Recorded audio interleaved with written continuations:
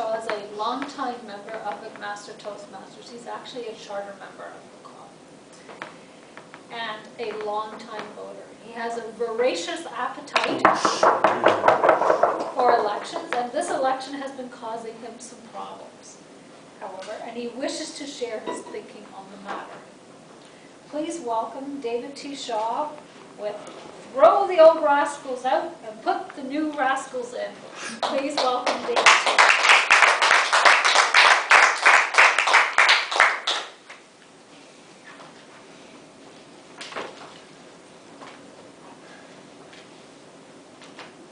Throw the rascals out and put the new rascals in.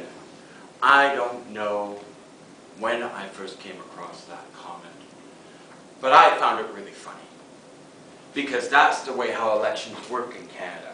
We basically have the same government for about 10 years, and then we kick them out and put new people in until we get sick of them, and then bring the other ones back again. However, this year, I don't find it quite as funny, because normally they don't show themselves to be rascals until after they put in office, and I have some doubts. Madam Toastmaster, fellow Toastmasters, most welcome guests. I am in a quandary. See, normally I would not have a problem. The riding that I was in, both provincially and federally, was solidly NDP. Right? My vote really didn't matter, right? Which is a problem with our system, but that's a different speech. Right? I could vote my conscience. I could vote for anyone and feel free. I often voted for the Green Party. But they've rearranged my riding. Part of a different riding is now, and part of my old riding, have been smooshed together to make a new one, which is actually this riding right here. Hamilton West, Ancaster, and not Waterdown, Dundas, thank you.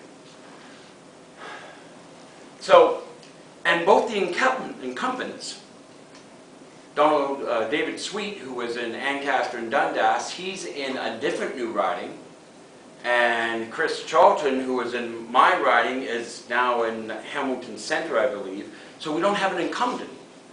So it could go either NDP or it could go Liberal, and I'm not sure which to vote for, and it might actually make a difference, so I actually have to think about it. Now, I'll tell you my various problems. Now, first of all, my first problem is our Prime Minister. All right? I won't get into too many details, but as a Prime Minister, I really, really dislike Stephen Harper. I don't like his leadership style. I don't like a lot of his policies, especially that on science and gathering information. When he killed the long-form census for no reason whatsoever that I can tell, he completely lost me, because it was such an important document for both scientific research and for municipalities and provincial governments across the nation. And when his government created 100 pages on whether they would allow a Ministry of Environment scientist to talk about an algae that grows in the ocean called rock snot or not, that was just beyond the pale. So that leaves me with the other three parties. Now, if I had my druthers, I would vote for Elizabeth May. She knows what she's talking about. She doesn't come across as overbearing.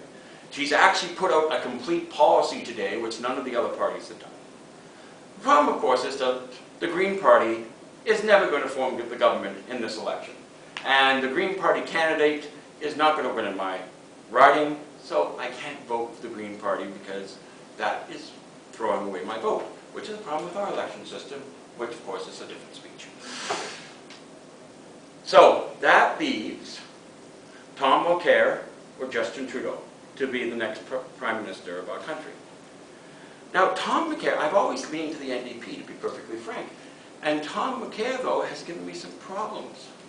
I heard him on the CBC radio program a year ago when he was giving Harper a lot of difficulties in the House of Commons. He kept on asking Harper to ask a question, and he's on an interview show. And they asked him, well, it was right after Duffy and Walton and the third senator had been kicked out, and they said, well, what's your opinion on that? And his answer was, well, I don't believe in the Senate, so I have no opinion what happens to the senators. which is more or less a good answer for the first time. But they asked it again. I said, well, we understand that, but this has happened to part of our government. What is your opinion? And he repeated the same answer. They asked him 3 or 4 times, and he would not answer the question.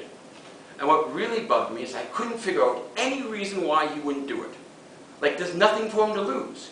He could have said, well, I don't believe in the Senate, right? However, you know, I do believe in due process, and I think that the process was rushed and wasn't done properly, right? And that way he can have his cake and still smear it on Mr. Harper's face by saying that he wasn't doing due process. And so my reaction, if this man isn't answering a question that there's no downside to giving an answer to, what is he going to do if he's Prime Minister and somebody asks him a tough question? Right? And now he's telling us that he is going to get rid of the Senate, right? Which requires every single premier to agree to get rid of the Senate.